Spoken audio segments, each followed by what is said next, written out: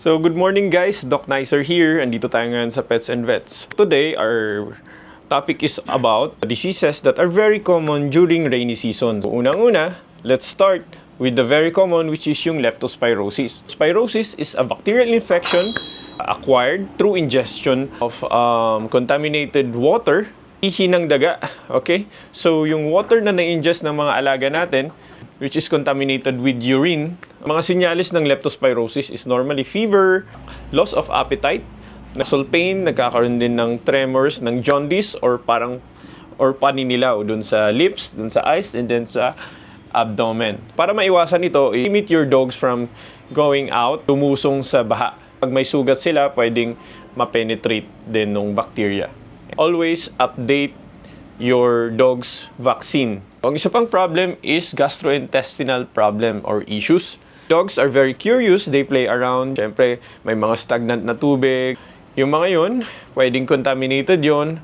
Merong mga protozoa, mga amoeba, and then, siyempre, bacteria and viral infections. Nagkakaroon ng diarrhea, fever, and nagkakaroon din ng loss of appetite, vomiting.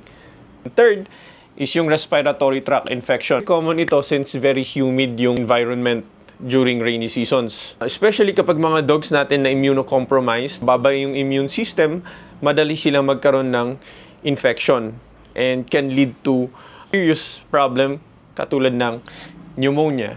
Very common is yung tinatawag nating kennel cough. Very important na meron laging vaccine yung dog nyo, vitamins para i-boost yung immune system nila.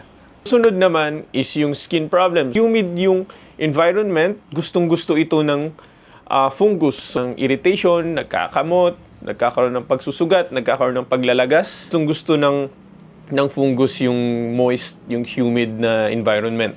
In addition to that, they're also very prone sa parasites. External parasites such as fleas and ticks. Dahil yung mga parasite na ito is they go inside dun sa warmer places, taas yung moisture.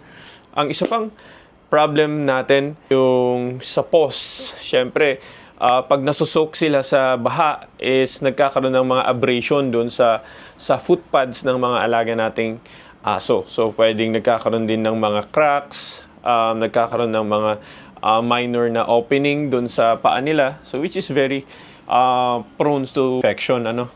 Ear infection since exposed sila sa labas. So, habang umuulan, pwedeng pasukan yung ears nila ng tubig.